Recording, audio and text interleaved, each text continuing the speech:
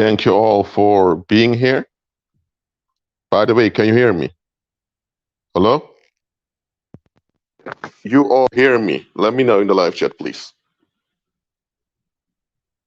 Let me know if you can hear me. I'm on my mobile phone right now, so it didn't actually work at first. So that's why I'm asking. Okay, good.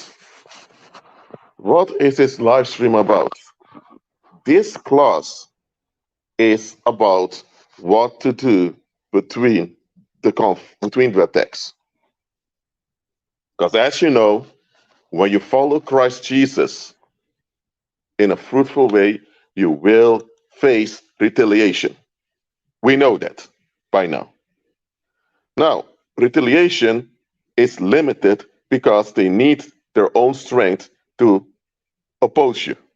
So once their own strength is drained or exhausted, they can't oppose you for a while.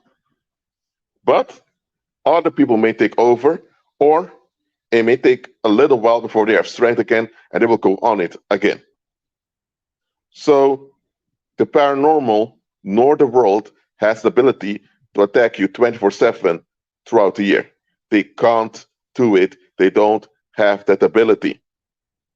That's something you should realize. They don't have a limited capacity to focus on you. They don't. And you're not the only believer around. Okay? So you have the advantage that you have the Holy Spirit because the Holy Spirit will never get exhausted. The paranormal will. And those reprobate human beings will also be exhausted. So your advantage is in exhausting them to such an extent that they faint. And when they faint and collapse, now you have a whole season of ease. Now, believers will have those seasons of ease during his lifetime. We will. But just realize that those seasons of ease are just seasons of ease. Because sooner or later, when the world has gained strength again, they will go back to the pattern of tricking you into misery. As simple as that. So those easy seasons that we will have as saints are the interbellum seasons. Interbellum is Latin for within or between the wars. In history, when you talk about the interbellum period, it's a time frame between the end of the First World War and the beginning of the Second World War. So from 1918 till 1939. Now, when I talk about interbellum here, I am referring to any time you as a saint have overcome one conflict till the time the next conflict emerges. Between those two, between the end of one conflict and the emergence of another, you'll have a season of ease.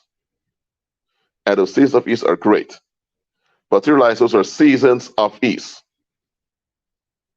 As long as Christ not come back and you're alive, there will be retaliation.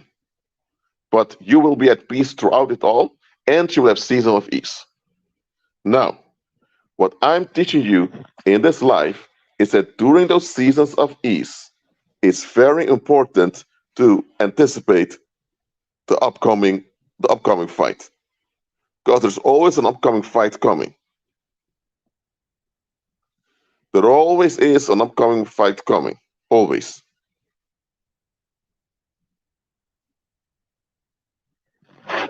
This is something a lot of believers don't want to hear. Look, the majority of all the violence that you will ever encounter is between the time you're born again and the time you cross the Jordan. Between the time before crossing the Jordan, before you operate in operating your potential, that's when you will encounter the most violence. So the wilderness season is where you will encounter most of the violence during your lifetime. That's true. But throughout your lifetime, after crossing the Jordan, you will have patterns chasing you. You have demonic patterns installed to chase you. So it's very easy. Learn to recognize those patterns and outsmart them. When one fight ends and you have ease, learn from the past so that you can recognize the patterns, because demons only have the past. The world only has the past. They have no future, and they can't participate. Can't anticipate the future.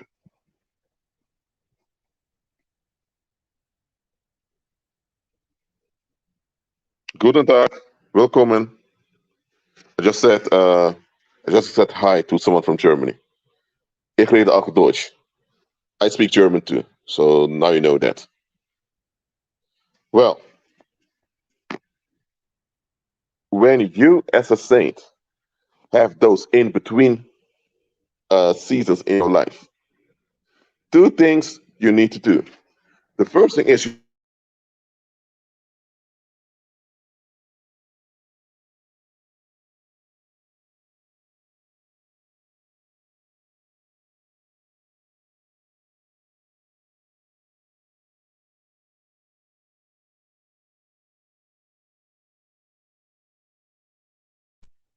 to shut down and upcoming war. To shut down an upcoming war is to escape that war by disarming the enemy's camp.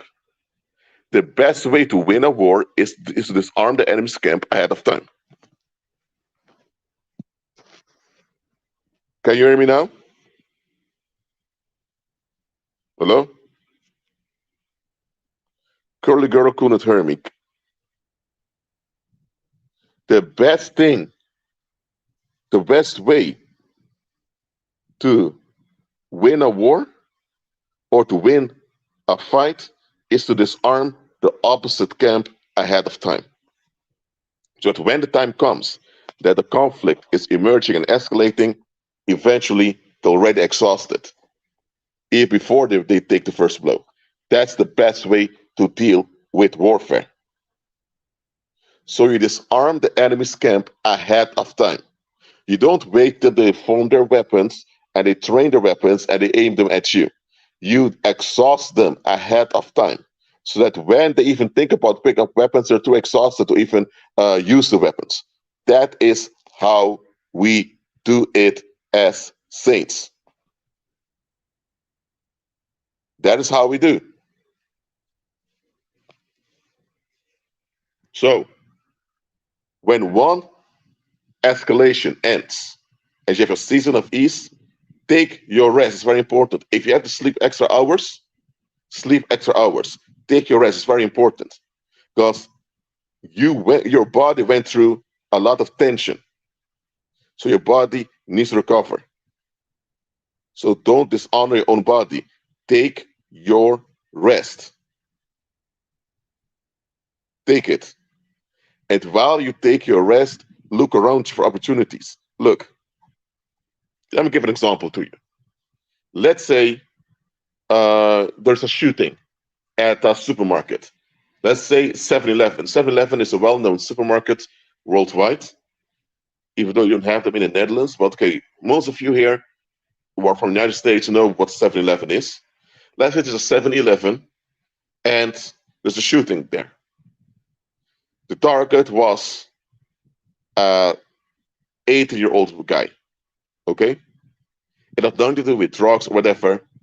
He just had people that couldn't stand that he moved on with life. So they paid attention to his behavior and realized that he goes to the 7-Eleven often, so they waited on him at 7-Eleven and shot him.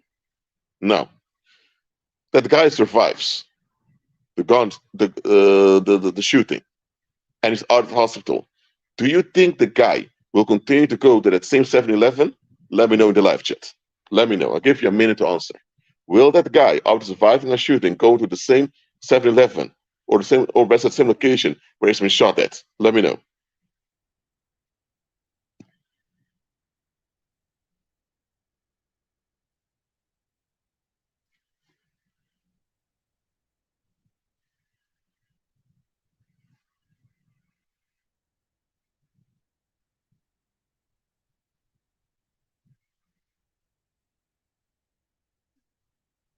Mm-hmm. Curly Girl chat is shouldn't. What does the rest think? Will continue to go to the same 7-Eleven after surviving a shooting over there? Ismir said no. Just 20 seconds more. What does the rest think?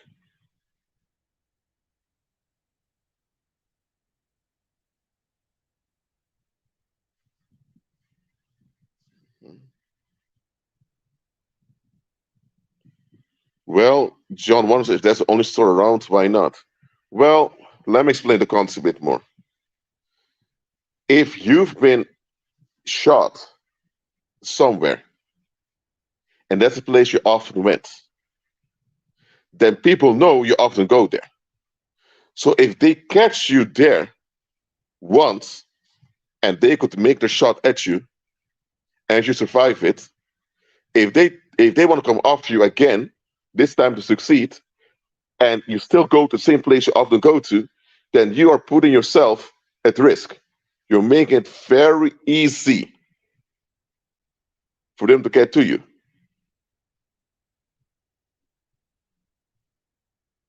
He should not continue to go to that same place where he was shot at. He should realize, okay, I've been going to this 7-Eleven all of the time, but it's also a G25 around here. So you know what? Let me go to that other one over there. You know what? There are also other ways to make groceries. You can also order them online. Let me check that out. He should take his rest in the hospitals to recover physically, but he should also consider, how did I end up being shot? Did they have the wrong friends? They hang around the wrong crowds? No. But that means that people have paid attention to me. So you know what? Maybe it's better for me not to have a standard pattern of operation. So while he's recovering and others ease, he should reconsider his ways. And by reconsidering his ways, he knows, okay, in the future, I'm not going to the same place over and over again. Because that will backfire. That's how we should do it. So even if he decides he's not going to that 7-Eleven anymore, he can't repeat that same behavior somewhere else, going to the same place over and over again.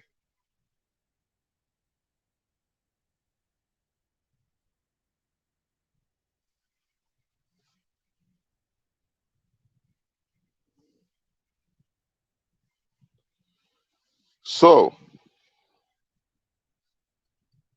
what you learn from that example is that we have to be alert. But don't you realize that this is the standard thing that worldlings often do? Worldlings may not go to the same location they've been victimized, but they will go to other places and repeat the same type of behavior, cyclical patterns. Well, it's a cyclical behavior that got them in trouble before.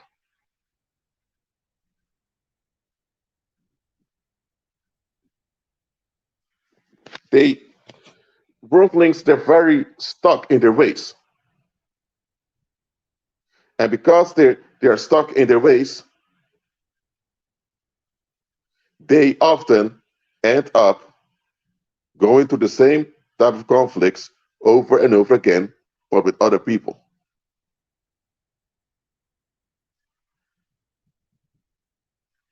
You may have someone who just divorced because things didn't work well in the marriage. Then he marries someone else. Then he divorces again. Over and over again, he marries 5 times and he ends up divorcing every time. And what do you find out about this guy? This guy has the attitude to just walk away and not to discuss, not to work out issues. He does not have any conflict resolution skills at all. But this is something, as an adult, he could have done something about. When he was a child growing up, that was not his fault. He couldn't have helped it. That he grew up in a defective environment where nobody solved conflict, where people just escalated. But now, as an adult, he had the option to go into therapy and to go into coaching and to improve that part of himself. Instead, he always decided to just walk away. And when you are in a marriage, you can't always walk away. So he ended up divorcing to prevent escalations. So he went to the same conflict over and over again, but with different spouses. He never went back to his one of his ex-spouses and went and remarried them and went to the same divorce again. No, he didn't remarry and divorce the same individual over and over again, but he married other individuals every time, but he kept encountering the same issue. This is something that often happens with worldlings.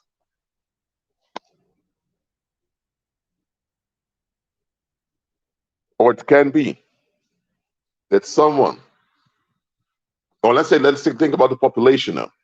It can be that there is crime amongst the youth that's increasing in a country. And now the people vote on a political party, a right wing party, to come with zero tolerance, put high punishments for offenders. So they do it. They give high sentences.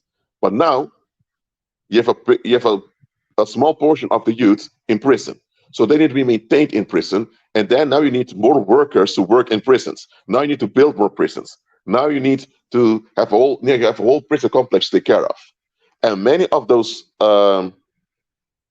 young men that are in prison had babies. So now those children grow up without dads around. And then the cycle of criminality repeats. But now they fought for a left wing party, and the left wing party several years later eases on the prison sentences and it come with programs. But here's the thing: those programs may work, so criminality decreases, but now you have other issues coming in the community. Now you have a lot of sexual confusion in the community, and now the sexual confusion, people get upset. Now they vote for the right wing party again. So now you have a community going back and forth. There's always an issue with the youth. But here's the thing: the youth of 20 years ago are the adults of today. So what did the adults of today not learn from how they were handled by their parents and grandparents? So communities tend also to repeat the same issues over and over again, but in the next generation. Why? Because people don't properly self-reflect nor look at the bigger picture. That is why that happens. So it's not just individuals who end up in cycles of going through the same conflicts over and over again. Also, communities go through it. That whole system, that whole system of voting every 4 years for a president or a prime minister is also a cycle that keeps the public in the same conflict. Look, if you have a company, okay, you can't hire a manager for just 4 years to run the company and expect all those 4 years everything is fixed in the company. No, you need to have people that will stay for at least 10 or 15 years, dedicated to the company to improve it. Then it will become better.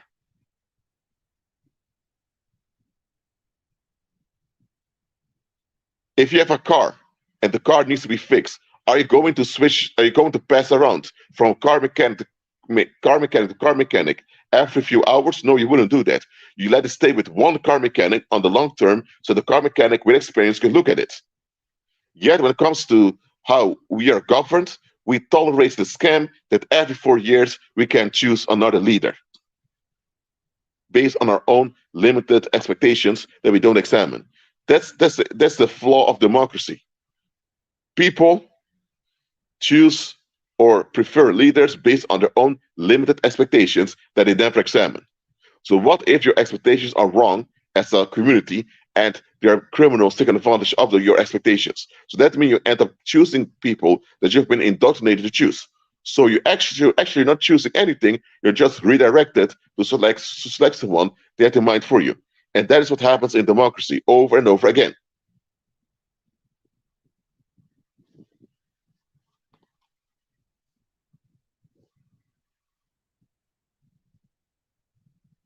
So when a conflict ends, take your rest to recover, and also look around you and reflect on what just happened so that you don't have to go through a similar thing with other people. Because this is what you need to understand. When you go through the same conflict again, this time the conflict will be more intense than before. So anytime you're in a cycle, when the cycle repeats itself, the second round is going to be worse than the previous one. And that's how you have people who end up dying for their time because the cycle became too intense.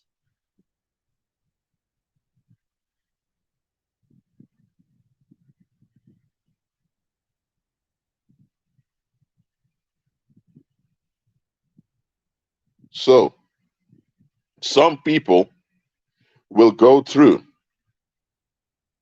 similar things over and over again for the simple reason that they don't do the looking in the mirror. They don't face themselves as a community nor as individuals.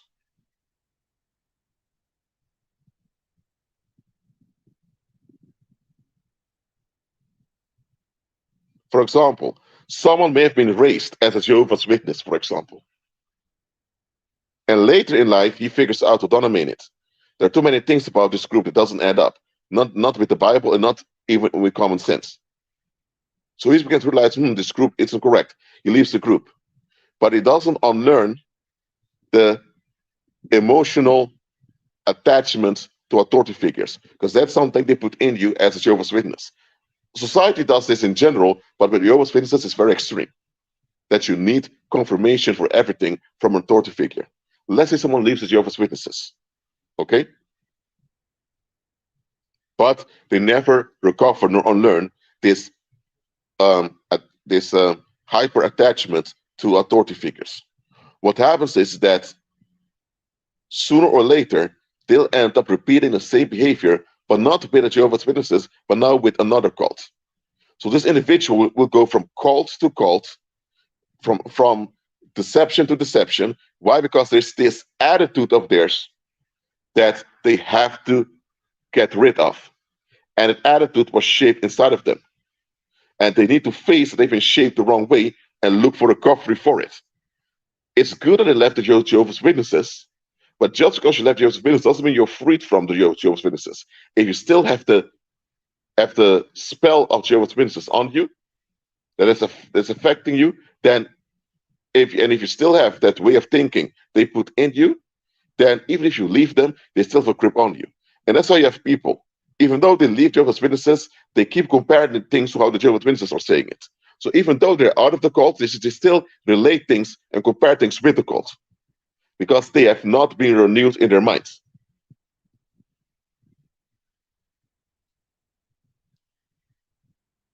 A lot of people go from angry attitude. For example, if a woman is raised to be a feminist by her community, and later realizes that with feminism there's a lot of things that are wrong, but feminism taught her that it's okay to play the victim and to blackmail people into letting you off the hook. So feminism taught them that indirectly. But let's say that this woman leaves the whole idea of feminism behind. She still is used to blaming men for all her issues. So anytime she faces issues in life, even though she's not a feminist anymore, she still has a tendency to look for a man to be upset with. So she's not into feminism anymore. She sees through the bullshit of feminism, but she still acts in a feminist way because that attitude of blaming men easily is still in her. So she will end up in some other cult, maybe it's Scientology or I don't know what, where she can enact this victim, this victim mentality. Look, it's one thing to be freed from a kidnapper, but how do you get the kidnapper out of you?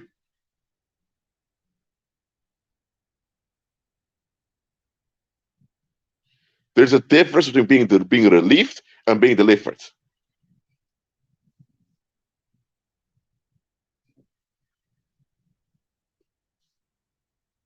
If you had relatives who never showed much interest in you because they were bitter at life, and now you're away from those relatives, you have been relieved from their narcissistic abuse, but you're not delivered. Because this urge to be invested in, you still have it. That your family neglect to you. So you may end up in a cult where people love bomb you and later exploit you. Why? Because you were relieved, but you were not delivered. If you're delivered, it means that the unmet needs are dealt with. It means that the wrong thinking is addressed. It means that emotional clogging is resolved. And because of that, you will never fall for a similar thing again. That's deliverance. Too many people out there are relieved, but they're not delivered. So when a conflict ends, make sure that you're delivered from the conflict and not just relieved from it. Or else that same conflict will repeat itself, but through other people. And this time it's going to be worse.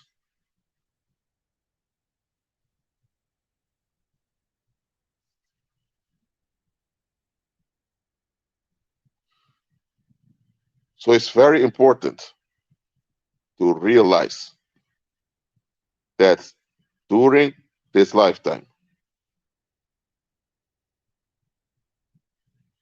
there will be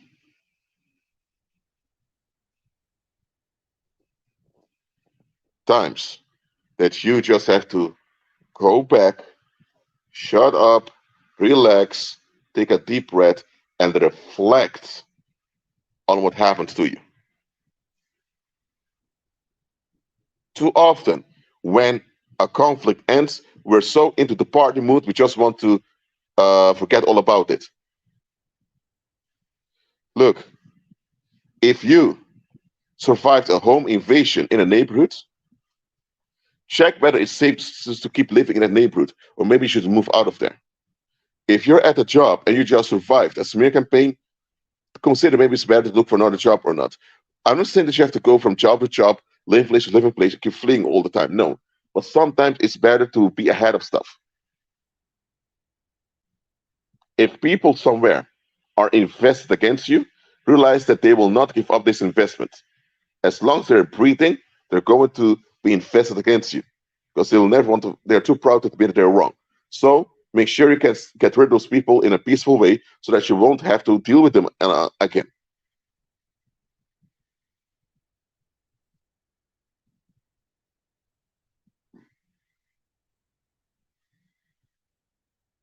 And that's the issue with worldly people. Worldly people often don't operate in solutions. They just want to get rid of something that's bad, but they're not interested in figuring out why that bad thing happened to begin with.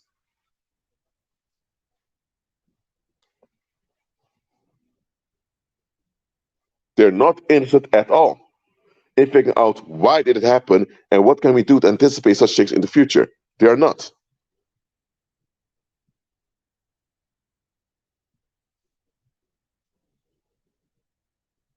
Because of this,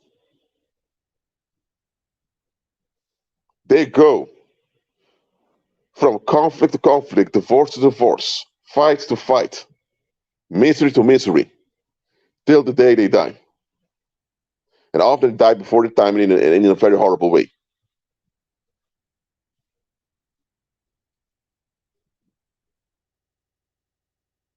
So that's why in the Old Testament era, anytime a beloved leader passed away, or anytime something traumatic happened to the public, the kings in Judah or Israel would announce days of mourning. Those days of mourning were days where everyone had to grieve, mandatory about what happened to them as a public. Now, those mandatory mourning days were there for the public to process what just happened to them. Such things are not done today. People are there's maybe one day of memorial about it, but then people are supposed to shut up, forget about it, as if it never happened. That's not how grieving and processing works. And because people often don't process things properly, they end up stuck in the grieving process. And that's a very bad thing. People need to properly process what happened to their community or and also what happened to them as individuals. So there were appointed days of mourning in which parties were not allowed. If you would party or organize a pleasant event, they would come and arrest you and shut it down. And you could be fined or even put in prison for it. People these days don't know about that. But there are days of remembrance for the Second World War.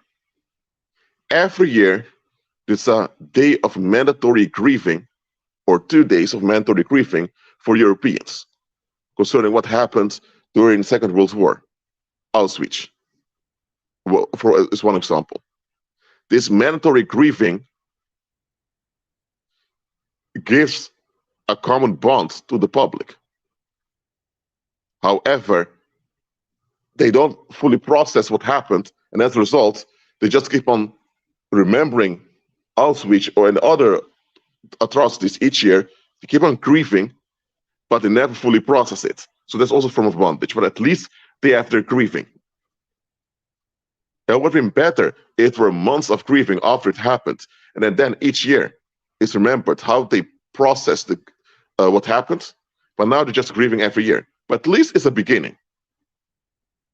Both the public, both population, that means the collective, as well as individuals, need to process properly what happened. It's by processing it that you don't remain stuck in it. Everything you do not process properly ends up haunting you. This is the thing, even in this is something they show you in every horror movie. Haven't you noticed this?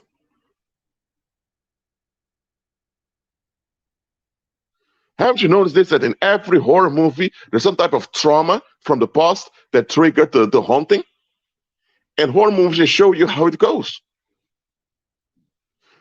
Let me say, true deliverance is when you see what happened, you feel what happened to you or to your community, you see why it happened, how it happened, and then you process and mourn what happened, and while you process and mourn it, you're moving forward. It's the mourning and the processing. Processing means mentally working out what actually happened so that everything falls in its place. That means, or it means having answers. So while you're processing and mourning, that's how you're pushing forward. So the mourning and the processing are the two things that keep you going forward. Because once you're processing and you realize, there's nothing here for me, I need to do something better, I need to do something different. So it's by processing and mourning that you eventually end up doing better.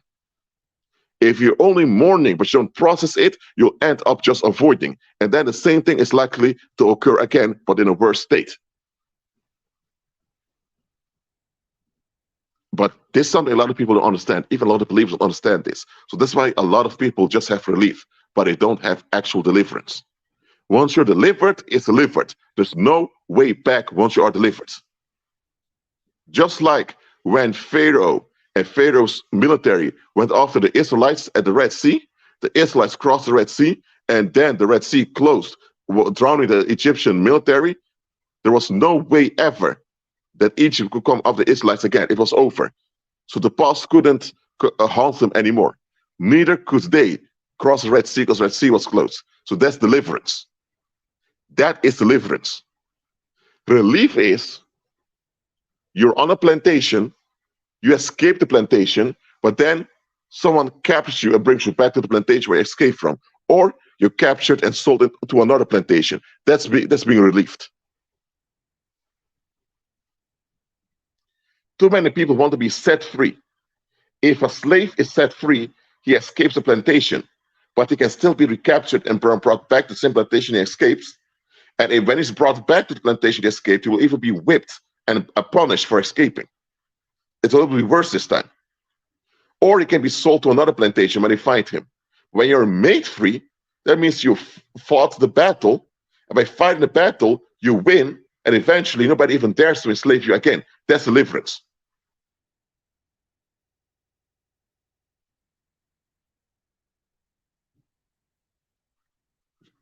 The reason I begin about horror movies is because in horror movies, the pagans show you exactly what powers the paranormal. What powers the paranormal is unprocessed history. When we do not process our history properly, and processing isn't just about bad things. When it's a bad thing, you need to mourn and grieve it. If it's a good thing, you still need to process it. Because if good things happen in the past and you're still stuck at those good things, you may not realize that those good things happen in a context. So you may act out of context and bring yourself in trouble. When you don't process your history, your actual history, you end up being haunted by the thing you don't process. And look, let's say you had grandparents or great grandparents that were severely traumatized and very abusive towards themselves. You're not aware of that. Your parents never told you. Your parents didn't want you to know about all that traumatic family history. But still, you are from that background. So you will energetically inherit some of the tension unaware. And you are associated with where you come from. So you'll be associated with the tension anyway. So just because you're not aware that there's an unprocessed history doesn't mean that it can't haunt you. Whether you're aware of it or not, anything that's not processed will haunt you.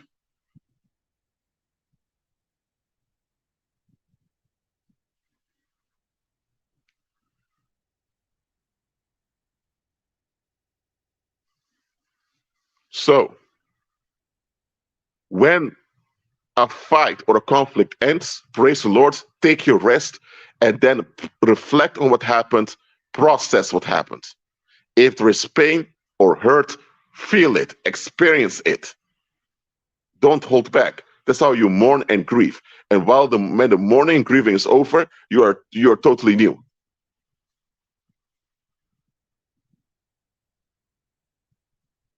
Yes, relief is finding ways to cope. Just like you say, Tiandi. Relief is finding ways to cope. Coping is relief seeking. Anytime you cope with something, you are being relieved. Look, there was this guy. I'll do my best to find the video on YouTube. Okay, it was on mainstream media. Some of you already know it. There was this guy who was shot somewhere in the past. I believe it was. I'm not sure if it was 20 years ago, 15 years ago, but for a long time, he was shot, and he had a bullet in his skull. He wasn't even aware someone shot him. One day he just got a big headache, and it was bleeding. So he put something on it, and well, it was healed. Years later, many years later, I believe 15 or 20 years, I don't know exactly what it was. This man had intense headache. So eventually they brought him to the hospital. They made some scans. And what do you know? They found a bullet stuck in his skull. Now, the bone structure of the skull was already healed throughout the years. So it was safe for them to remove the bullet. Because if they would have removed the bullet earlier on, it may have caused a brain damage. He would have bled to death. But now, because the years passed by, they could remove the bullet from his head and just fill it up, and he would be okay. Now, this man was walking around with a bullet in his head. The bullet, if the bullet would have moved, when he was shot, the bullet did not go fully into his skull. But if the bullet would have been just a millimeter more into his skull, his brain would have been harmed and he would have died. So he was so close to death all the time. But he survived. But just because he was not aware that there was a bullet in his head doesn't mean the bullet was not there. The bullet was there and the impact was there. The same it is when it comes to daily life. Anything about your community that you live in or about your ancestry that you don't process is likely to happen to you. If you have ancestors who were enslaved, process what happened to them, how they ended up in that situation, so that that cycle will not haunt you. If you have ancestors who used to be impoverished and scapegoated, then process what happened to them, and also look at similarities in your own life. And if you see that there's a similarity happening in your life of exploitation, bypass the pattern. There's nothing new under the sun. Okay, evil and violence can only operate in patterns. So reflect on the past, reflect also on the present, and if you see similarities of the present, if you see similarities of the past in the present, and those similarities relate to demonic patterns, bypass it. Take action about it. Most people just cope. They either cope with alcohol or with drugs or with partying or with porn, or they cope with church, or they cope with sexual licentiousness. A lot of people are just coping. Some people cope with anger. They just escalate on people just to feel better. Most people are just coping. They're seeking relief. They have relief over and over again, like an addiction. but they're not delivered. It's important for you to be delivered.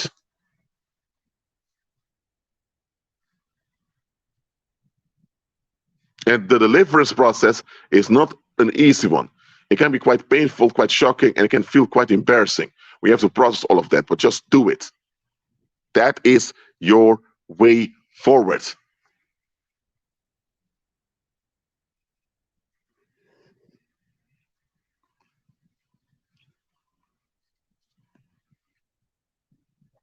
So, whenever a bad situation ends, okay, you rejoice, but first take your rest. By taking your rest, you'll be in a better state of mind and emotions. Then you can reflect on things and process and things far better. And that's how you can make steps to be ahead of such things in the future.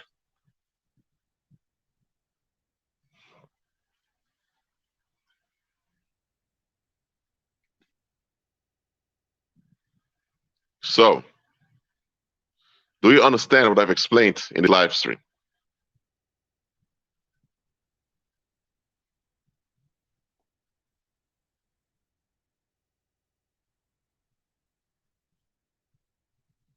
There is no deliverance without processing what happened and processing what's going on. And there's no deliverance without grieving and mourning the losses that you've encountered. Now, the Heavenly Father is able to replace those losses with abundance, absolutely. But you still need to process that the loss occurred. And by processing that the loss has occurred, you'll be able to appreciate the abundance far better. It's by grieving and mourning the loss that you recognize what a scam is. Because when you don't process nor grieve the bad or the loss that happened, anyone can offer you relief and you think it's a solution. But once the grieving and mourning has passed and you process it fully, now it's very unlikely that you will fall for a deception.